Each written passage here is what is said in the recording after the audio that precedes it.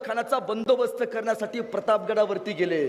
ताईनो, छत्रपती शिवाजी महाराजांनी स्वतःचा संसार नाही केला.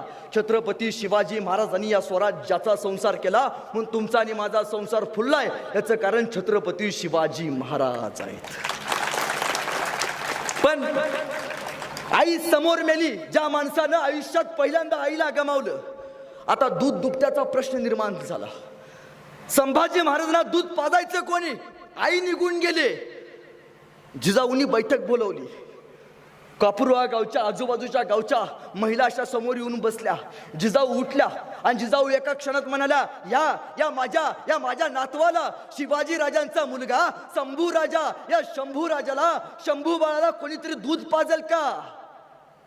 एक महिला उठली, म्हणजे जिजाऊ, मी शंभू बाळाला दूध पाजते, मला एवढं पैसे द्या.